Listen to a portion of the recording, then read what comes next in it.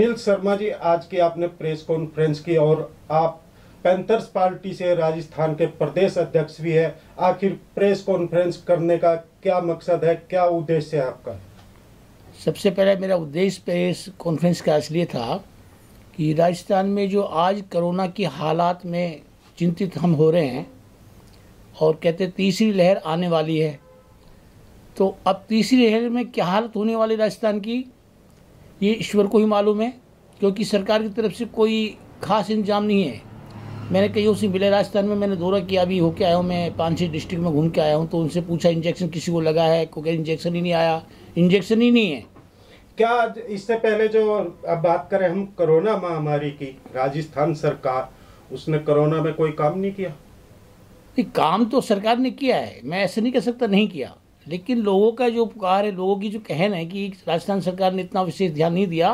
ताकि अच्छा, मैंने एक बात और कहना चाह रहा हूँ इसके आप प्रेस कॉन्फ्रेंस में कि कोरोना आने से पहले मैंने राजस्थान सरकार को 2 महीने पहले चेतावनी दी थी कि ये महामारी से आप सावधान हो जाइए, पब्लिक की सुरक्षा के लिए अभी से लग जाइए, लेकिन सरकार ने शायद वो आवाज़ को सुनी नहीं और उसका नतीजा आज ये देखा कि हमारे काफ़ी लोग मर गए कोरोना से। क्या आपको लग रहा था अगर तीसरी लहर आती है, राजस्थान की सरकार कितनी सावधान है इस चीज को लेके, या फिर वही लापरवाही देखने को? देखिए, राजस्थान सरकार को अपनी पड़ी हुई है सीट बचाने के लिए। आप देखते हैं कैसा माहौल बीच में बना, इधर को जंग लगा, उनको आपस में एक खिंचतानी रही, सारी मंत्री उसमें लगे रहे। तो अब राजस्थान सरकार अपनी सरकार पे, अपने गद्दी पे, अपनी सीटों पर ध्यान दे रही है, न कि पब्लिक पे ध्यान दे रही है। अच्छा सर, जैसे हमारी टीम राजस्थान में भी जाती रहती है और हमने वहाँ पे देखा बिजली पानी या गलियों की बात करें, गांव की बात करें, वहाँ पे कोई सुविधा नजर नहीं आती। देखिए, आप तो जाते रहते हैं वहाँ। नहीं, आप मेरे भी इंटरव्यू लेने गए राजस्थान में, वहाँ के लोगों का आपका कहना क्या था आपने खुद सुना कानों से। मैंने भी कहा वहाँ कोई टीचरों का, पहली बात तो स्कूल में बच्चे को जो हालात है पढ़ाई की, मैं कहना चाहता हूँ विशेष पढ़ाई के ऊपर कि गहलोत जी को विशेष ध्यान देना चाहिए, हर स्कूल नज़र रखनी चाहिए, हर टीचरों का ध्यान रखना चाहिए। कहीं टीचर ही नहीं है, कहीं स्कूल में कोई इंतजाम ही नहीं है, कहीं बिजली नहीं है, कहीं पानी नहीं है, कहीं सड़क टूटी पड़ी है।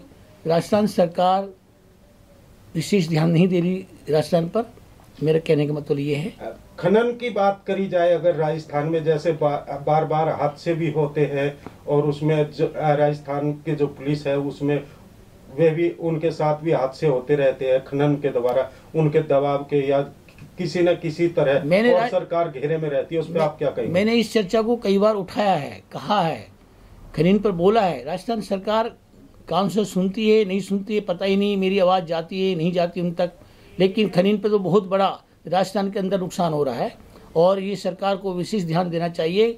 अगर सरकार ने ध्यान नहीं दिया तो मैं स्वयं इस पे अपने ऊपर लेकर मैं सुप्रीम कोर्ट तक इस केस को लड़ूंगा, जाकर केस का दायर जो भी करूंगा, कानून कार्रवाई से इसको बंद करूंगा। अगर सर राजस्थान की खूबसूरती की बात की जाए, वो कुछ न कुछ कहीं न कहीं वो खूबसूरती घटती जा रही है राजस्थान? बिल्कुल घटती जा रही है। राजस्थान में पहले आप देखिए, जयपुर शहर में जाते थे आप, गुलाबी शहर कहलाता था।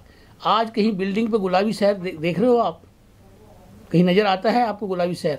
इसका दोषी किसे मान रहे हैं? कौन सी सरकार को? ये जो अभी सत्ता में या जो इससे पहले? देखिए, वर्तमान की बात कर रहे हैं आप, पिछले कौन सरकार रह चुका, किसने क्या काम किया। आज आप मेरे से क्वेश्चन करें आज की डेट की, आज की सरकार की। आज की सरकार को विशेष ध्यान राजस्थान पे देना चाहिए। आज हमारे राजस्थान में बहुत बुरा हाल है, बिजली से लेकर, सड़क से लेकर, एजुकेशन से लेकर, हर तरह से बुरा हाल है। मैं निवेदन करता हूँ मुख्यमंत्री महोदय से, अशोक गहलोत जी से, मैंने 50 लेटर लिखा, उस पर ही गौर नहीं हुआ, अभी तक कोई रिप्लाई एक भी नहीं आई। अब इस बात को मैं क्या मानूं कि सरकार चला रहे हैं या सरकार क्या कर रही है, देख रही है। तो अब हम चलते चलते आपसे कहेंगे 15 अगस्त है, 15 अगस्त पे आप देशवासियों को क्या मैसेज देना चाहेंगे हमारे चैनलों के द्वारा? ये बहुत अच्छा आपने क्वेश्चन किया, मेरा कहने का भी था, अभी आपने पहले ही बोल दिया। आज मैं पूरे भारतवर्ष को स्वतंत्र दिवस का सब भाइयों को बहुत बहुत हार्दिक बधाई देता हूँ और राष्ट्र को बधाई देता हूँ, हमारे सारे भाइयों को बधाई, पूरा देश को बधाई देता हूँ। और हमारी नेशनल पैंथर पार्टी की तरफ से पूरे भारत को हमारे स्वतंत्र दिवस की बहुत बहुत बधाई दे रहा हूँ और इसी पर मैं धन्यवाद बोलता हूँ। Like, share and comment. To subscribe this channel, please press the bell icon.